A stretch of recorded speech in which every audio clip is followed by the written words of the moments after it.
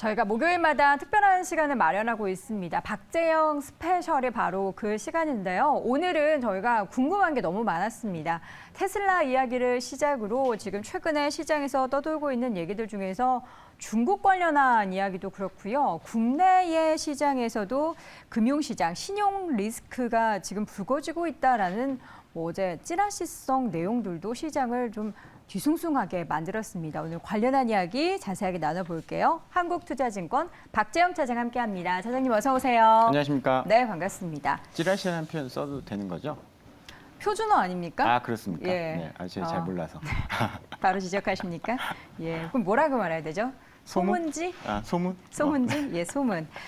예, 자, 뭐 찌라시든 소문이든 어쨌든 다 알아들으셨을 겁니다. 그럼요. 박재원 차장님께 저희가 목요일마다 어깨에 굉장한 무게감을 항상 실어드리고 있어요. 왜냐하면 목요일은 주말을 앞두고 있는 바로 전이기도 하고 좀 이슈가 굉장히 많은 맞습니다. 다음 날이 목요일인 네. 경우가 많잖아요. 자, 오늘은 일단 새벽에 발표한 테슬라의 실적 발표 내용 보면은 분기 매출 기준으로 하면 사상 최대거든요. 네. 근데 내용을 열어봤더니 이게 기대치가 낮았던 겁니까? 아니면 높았던 겁니까? 기대치가 높았던 거죠. 네. 그 높았던 눈높이에 맞추지 못해서 지금 우리나라 배터리 관련된 종목들이 이렇게 주저앉는 거죠. 뭐 그렇다고 볼 수 있을 것 같습니다. 이 수익성은 뭐 전년 동기 대비 2배 나고 있으니까. 그러니까요. 뭐 전년 대비해서 2배씩 성장하는 기업이 어디 흔하지 않고요. 그렇죠. 테슬라가 미국 나스닥에서 보면 시총 4위 정도 하는 기업인데 네. 전년 대비 돈을 2배 벌었다는 거 아닙니까? 대단한 수익이긴 한데 매출이 조금 예상치보다 적게 나왔다 그러면서 시간에서 하락을 하고 있어요. 네. 매출이 219억 6천만 달러 이게 예상치였는데 215억 5천만 달러였나요? 그 정도면 뭐 거의 맞춘 거나 다름없는데 어떻게 똑같이 맞춥니까? 근데 그거보다 적게 나왔다라고 해서 떨어지는 건 네.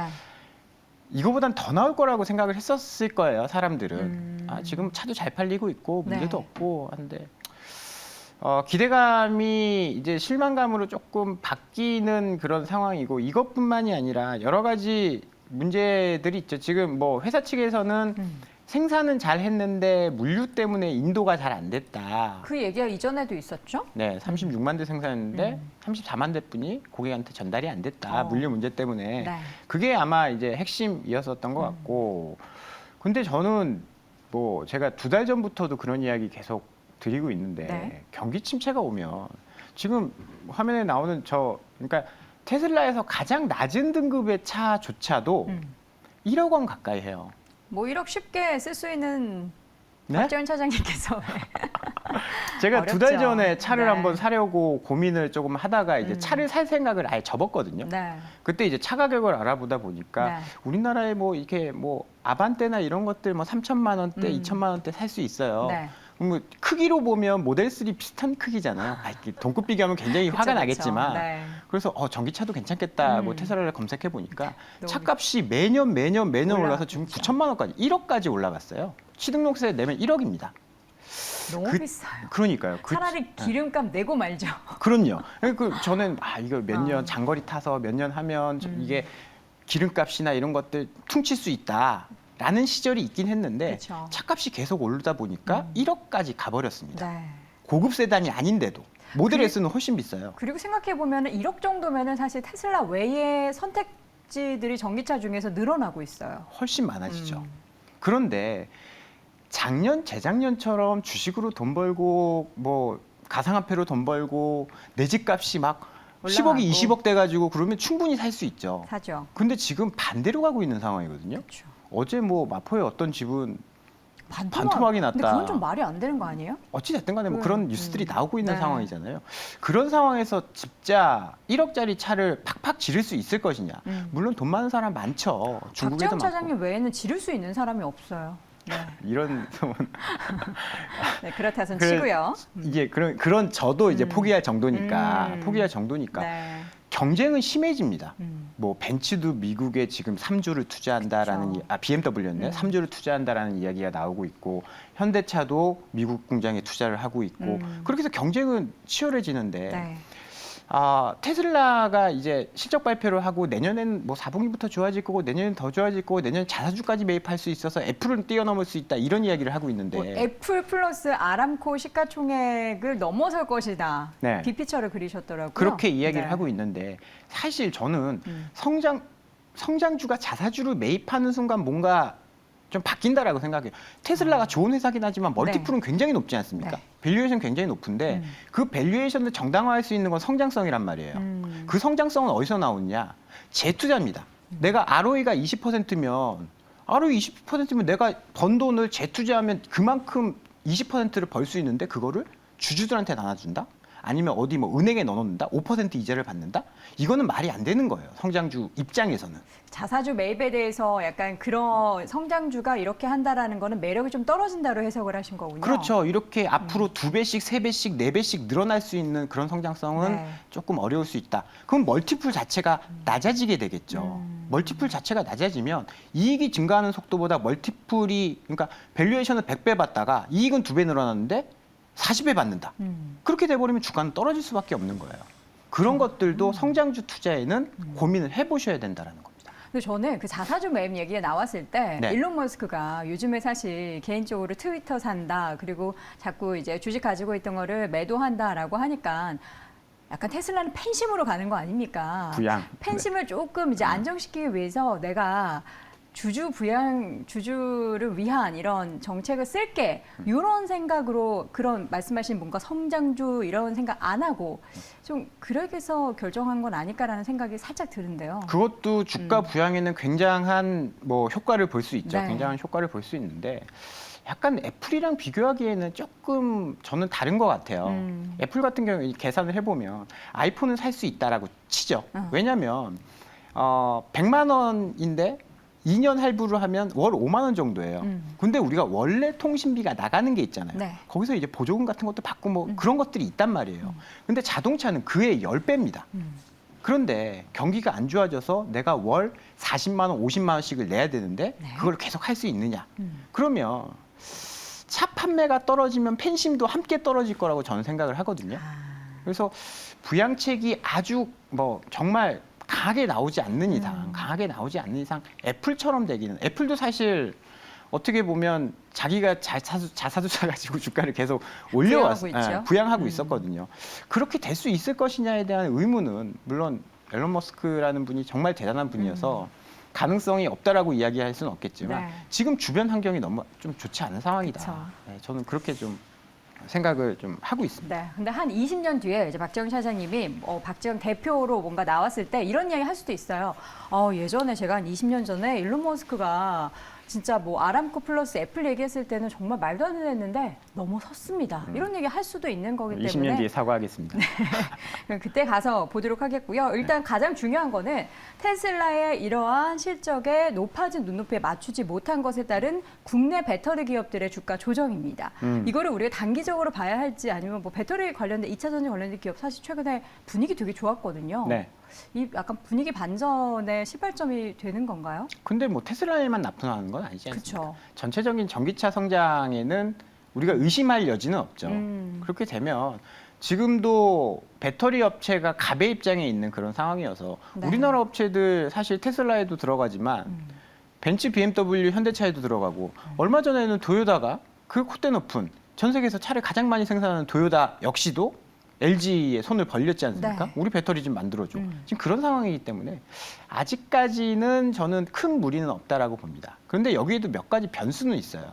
11월 달에 중간 선거가 있지 않습니까? 누가 어디가 이길 거라고 생각하세요? 저는 공화당 쪽에 얘기가 참 많이 나오더라고요. 그렇죠. 분위기 지금- 완전 반전됐잖아요. 지금 이제 원래는 이제 몇 달 전까지만 해도 공화당 압승해서 IRA 하면서 민주당이 좀 많이 올라왔죠. 그래서 상원은 어떨지 모르겠다. 네. 이런 의견에서 지금 다시 반반 꺾였더라고요. 떨어지고 있습니다. 그러면 만약에 공화당이 뭐 정권이 아니죠. 네. 그 승리를 한다. 네. 중간 선거에서. 그랬을 경우에는 IRA 법안을 가만히 놔둘까요? 근데 또 그 얘기를 하더라고요. 법안 자체를 쉽게 뜯어고칠 수가 없다. 이게 법으로 만들어진 거기 때문에 물론 약간 시간의 지체나 진통은 있겠지만 어쨌든 이어갈 것이다. 이런 얘기도 좀 하던데요. IRA의 전신이 BBB 법안이었잖아요. 우리 처음에 그거 나왔을 때는 막 근데 계속 딴지르고 하니까 지금 여기까지 와서 이것 자르고 저것 자르고 해서 요것만 남은 네. 거잖아요. 그러면 공화당이 반대하면 여기서도 또 순조롭게 갈 수 없다라는 거죠. IRA의 핵심이 친환경, 태양광 이건데 공화당의 표밭은 화석연료 거기에 있단 말이에요. 그래서 그런 것들이 조금 걸리적거리긴 합니다. 네. 그래서 11월 달에 중간선거 결과를 이제 어떻게 나오느냐가 좀 중장기적으로 좀 편안하게 갈 수 있는지 여부를 결정을 할 거고 그게 아니다라고 한다면 네. 지금 뭐 주가 자체도 굉장히 많이 올라가 있어요. 그래서 지수가 안정화되기 이전까지는 등락을 좀 거듭할 수도 있다라는 생각을 가지고 접근을 하셔야 되는데 네. 장기적으로는 좋겠죠. 제가 앞서 테슬라를 좀 안 좋게 이야기했는데 단기적으로 안 좋다라는 거고 그쵸. 결국은 이제 압도적인 1위는 테슬라가 할 거고 그 밑에 이제 다른 기업들. 네, 다른 기업들이 이렇게 서로 막 싸우는 기업들. 뜯어먹고 그래서 테슬라 그럼 그냥 아예 우위는 일단 점하는 것은 기정사실화하고 다른 기업들이 뭔가 점유율 싸움을 그들끼리만 한다라고 생각을 하시는 그렇죠. 건가요? 생태계 안에서? 그렇죠. 그래서 작년 재작년처럼 네. 테슬라가 20배 올랐어요. 지금 반토막 났어도 네. 급등 2019년 대비해서 10배 올랐거든요. 이제 그런 상승을 기대하기는 좀 어렵다라는 거죠. 테슬라는 계속 잘 갈 겁니다. 잘 갈 건데 속도는 좀 더뎌질 것이다. 그럴 그동안. 가능성이 있다라는 거죠. 알겠습니다. 자, 테슬라 관련해서는 사실 뭐 우리가 걱정할 필요가 없는 것 같고요. 연예인 걱정입니다. 자, 이어서 이제 중국 이야기 해볼 텐데 지금 중국이 지표 발표를 해야 될 시기 하지 않고 연기를 했다고 합니다. 그런데 여기에 대해서 좀 불안감을 갖고 있어요. 네. 연기를 하는 게 과거에도 뭐 있었다고 하죠. 그랬었나요? 이렇게 있었대요. 이렇게, 있었긴 네. 있었는데 이게 왜 연기를 하는지에 대해서 뭐 구체적으로 중국 정부 밝히질 않으니까. 근데 뭐 사실 저는 큰 의미는 없다라고 봐요. 큰 의미는 없다라고 보는 이유는 경기가 안 좋다라는 거를 조금 더 확신을 주는 거고 경기가 안 좋다라는 걸 조금 더 확신을 주는 거고 지표가 안 좋으니까. 어떤 이코노미스트 그러니까 중국 담당 애널리스트 빼고는 어떤 이코노미스트도 중국의 통계 자료를 그렇게 신뢰하지 않습니다. 그렇죠. 네, 중국의 중국이 참 좀 대단한 그쵸. 국가여서 미국조차도 미국조차도 GDP 발표하는데 3번에 걸쳐 발표합니다. 속보치, 뭐 잠정치, 네. 확정치. 근데 뭐 중국 그냥 한 번에 발표해버리고 네. ISM 제조업 PMI 이런 거 딱 그 월 끝나는 날 바로 발표해버려요. 얼마나 대단한 정보 능력을 갖고 있으며 통계 능력을 갖고 있으며 그래서 그렇게 신뢰감이 있는 지표는 아닌데 이 신뢰감을 더 떨어뜨리게 만드는 거죠. 그 이유는 좋으면 빨리 발표 안 하겠습니까? 원래 학교 시험 쳤을 때 성적 잘 나오면 성적 나오기 전에 엄마 나 시험 잘 친 것 같아. 그럼요. 가치점 매긴 걸로 막 그럼요. 그러잖아요. 네. 근데 실제 성적이 안 나오면 어떻게 해요? 숨기죠. 숨기셨어요? 저요? 아, 많이 말하는 스타일이셨죠? 저는 뭐 네. 네, 비밀 붙이도록 상상에 하겠고요. 맡기도록 네. 하고요. 그만큼 안 좋다라는 것을 방증하는 겁니다. 지금 그래서 당대회 전에는 그래도 중국에 대한 기대감을 계속 갖고 있어요. 저도 이제 그런 얘기를 했고 부양책이 나올 거다. 네. 이것만 끝나면 어떻게 뭐 코로나도 좀 풀어줄 거고 부양책을 해가지고 뭐 땅을 뒤집어 엎든 뭘 하든 할 것이다. 그런데 그런 기대감이 싹 사라졌습니다. 네. 20차 당대회 때 2가지를 가장 핵심적으로 강조를 했거든요. 첫 번째가 안보. 하나의 중국, 대만 이런 이야기를 강조를 했어요. 네. 이건 미국이랑 싸우겠다는 이야기거든요. 그렇죠. 지금 막 중국이 막 배를 대만 해역에 포를 쏘고 막 왔다 갔다 하면서 굉장히 안 좋았었잖아요. 근데 그걸 더 하겠다라는 이야기입니다. 이유는 한 가지라고 생각하거든요. 그 대만 땅이 필요하겠습니까? 그 넓은 중국이 땅이 이만큼 인구도 그만큼인데 대만 땅 그 필요하겠어요? 그 뭐 주변에 뭐 자원이 많아서 토지가 필요하진 않지만 뭔가 대만 그 안에 있는 것도 필요한 것 좀 있잖아요. 그렇죠. 가장 핵심이 반도체죠. 그렇죠. 반도체뿐이 없습니다. 지금 중국의 가장 약한 고리는 반도체예요. 그거를 지금 계속 때리는 게 미국이 계속 때리는 게 치포해서 네. 중국에 반도체 주지 마, 반도체 기술 주지 마 그거잖아요. 그런데 만약에 TSMC가 중국게 된다. 그럼 어떻게 되겠어요? 상황은 역전되는 겁니다. 그렇죠. TSMC 너희 애플 거 만들어주지 마, 테슬라 거 만들어주지 마. 그렇게 되면 어떻게 될까요? 미국은 큰일 나는 거죠. 네. 그래서 TSMC는 모든 공장을 대만에 짓습니다. 대부분의 공장을 90% 정도를 대만에 짓습니다. 왜냐하면 웬만한 무기보다도 반도체 공장이 무기니까. 더 방어 역할을 잘해준다라는 겁니다. 네. 그거를 강조한다라는 것은 정치적으로 지정학적으로 굉장히 위험한 상황을 야기할 수 있다라는 거죠. 그리고 두 번째는 또 공동부유를 들고 나왔어요. 네. 우리 다 같이 잘 살자. 우리가 2년 전에 공동부유 이야기하면서 박살난 쪽이 있죠. 중국의 테크주들, 알리바바나 네. 이런 것들. 지금 다 난리가 났죠. 네. 지금 본토 주식은 그나마 괜찮은데 홍콩 H나 홍콩 항생 지수를 보면 2008년 수준입니다. 2020년 코로나 팬데믹 수준을 훨씬 더 하회해서 금융위기까지 내려갔어요. 네. 홍콩 지수의 대부분을 차지하는 게 금융과 그다음에 그런 테크 주식들이거든요. 네. 금융은 부동산은 공동부유의 핵심 중에 하나 부동산이에요. 집값이 너무 올라가니까 잘 사는 사람은 잘 사 안 된다. 이거 집은 주거의 목적이지 투자의 목적이 아니다. 이런 이야기 하면서 지금 또 하나의 중국 경기의 가장 약한 고리가 부동산 경기거든요. 네. 그래서 막 금리도 낮춰주고 했잖아요. 그런데 여기를 계속 옥죄이겠다. 그러면 부동산 안 좋으면 금융주들이 좋을 수가 없죠.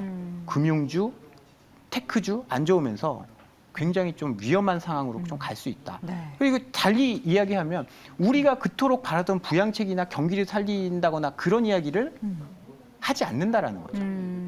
이거는 우리가 수출 대외 수출이 중국에 굉장히 많은 대한민국 입장에서는 좋게 볼 수 없는 네. 그런 상황이고 지금 위안화 환율이 굉장히 올라가고 있잖아요. 그렇죠. 이거 원화에도 영향을 미칠 수 있다. 그렇게 봐야 될 것 같아요. 알겠습니다. 마지막으로 간단하게 이건 한마디로 좀 들어보도록 하겠습니다. 국내 시장에 지금 빚어지고 있는 신용 리스크 관련 주의보 이거 좀 신용 재무 부담 좀 높은 기업들 좀 걱정되는데 괜찮나요? 네, 이게 사실 짧게 말씀드리면 금리를 올리는 거에 대한 부담이 이제 진짜 나타나고 네. 있는 겁니다. 그러면 이게 중앙은행이 어떻게 반응을 하는지가 전 중요하다라고 생각을 해요.